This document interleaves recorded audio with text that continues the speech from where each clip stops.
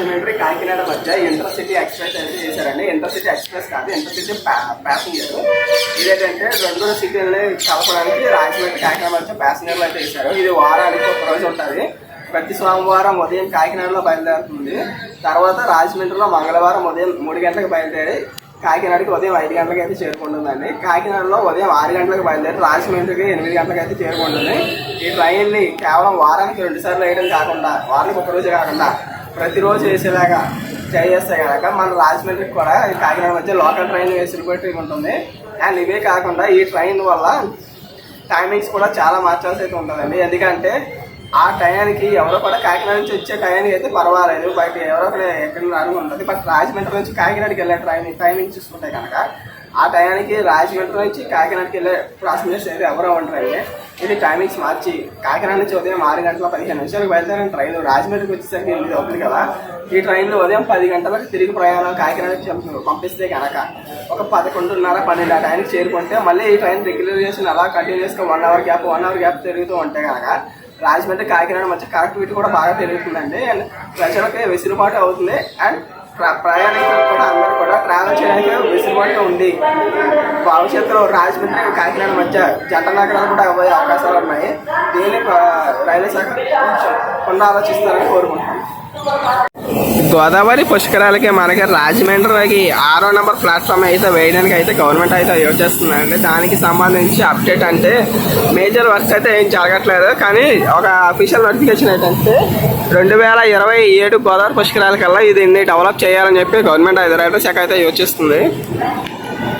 Railway శాఖ దీనికోసం 271 కోట్లు అయితే రాజమండ్రి రీడెవలప్మెంట్ కోసం అయితే మొదలుపెట్టింది. అండ్ రాజమండ్రిలో కూడా బిల్డింగ్ పనులు ఇవన్నీ కూడా మరికొద్ది రోజుల్లోనే రాజమండ్రిలో మొత్తం ప్లాట్ఫామ్స్ ఇవన్నీ కూడా మారిపోయి ఉన్నాయి. ప్లాట్ఫామ్స్ ఎలాగే ఉంటాయి, మనకి ఈ ఎంట్రన్స్ ఇవన్నీ కూడా మారిపోయి ఉన్నాయి. భవిష్యత్తులో మనకి గోదావరి పుష్కరాల తర్వాత మనకి ఎంత అభివృద్ధి చెందేది ఈస్ట్ సైడేనండి. ఈ రోడ్ అంతా కూడా బాగా డెవలప్ చేసుకుంటూ వస్తారు. ఇంకెక్కడి నుంచి మనకి మెయిన్ ట్రైన్స్ అన్నీ కూడా చాలా ట్రైన్స్ ఇక్కడ హాల్ట్ ఇచ్చి మన రాజమండ్రి లాగానే దురంత ఎక్స్ప్రెస్లో లాంగ్ ట్రైన్స్ కూడా ఇక్కడ స్టాప్ ఇచ్చి రాజమండ్రి నుంచి కూడా ఆరిజినేట్ అయ్యే అవకాశాలు అయితే చాలా ట్రైన్స్కి అయితే ఉన్నాయి. అందులో భాగంగానే మనకి కాకినాడ రాజమండ్రి మధ్య మెమో ప్యాసింజర్ అయితే వేసారండి ఇంటర్సిటీ ఎక్స్ప్రెస్ కింద. దీన్ని రెగ్యులరైజేషన్ చేస్తే కనుక రాజమండ్రి కాకినాడ మధ్య ప్రతి గంటకు ఒక గంటన్నర మధ్యలో తిరిగితే కనుక రాజమండ్రి కాకినాడ మధ్య ఒక లోకల్ ట్రైన్ అయితే అందుబాటులోకి వస్తుంది. ఈ ట్రైన్ని నరసాపురం దాకా కూడా ఎక్స్పెండ్ చేస్తే కనుక కాకినాడ రాజమండ్రి నరసాపురం మచిలీపట్నం మధ్యలో ఈ ట్రైన్ వెళ్ళడం వల్ల ప్రజలకి అందరికీ కూడా అందుబాటులో ఉండి ఒక లోకల్ ట్రైన్ లాగా బాగా ఉపయోగపడే అవకాశాలు ఉన్నాయి.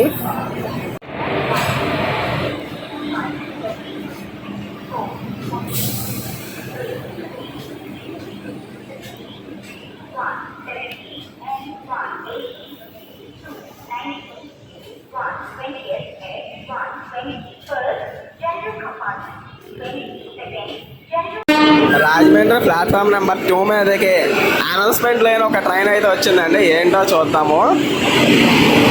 మా ఒడియాలో ఇంగ్లీష్లో కూడా లేదండి. చూద్దాం అసలు ఏం ట్రైన్ ఇదే అని. నాకు తెలిసి దొరంతో అయ్యి ఉంటుంది. అనౌన్స్మెంట్ లేదండి. కాదండి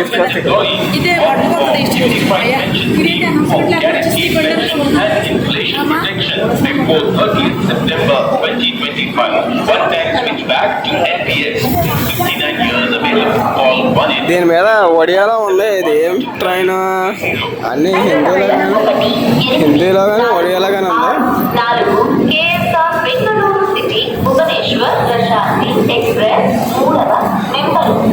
ఇది ఏసీ ఎక్స్ప్రెస్ అండి. నా దురంత అయితే కాదు. ఏం ట్రైన్ ఇది?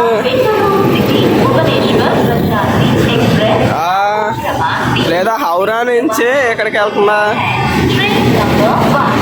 అదే ట్రైన్ ఇంగ్లీష్లో కూడా లేదు.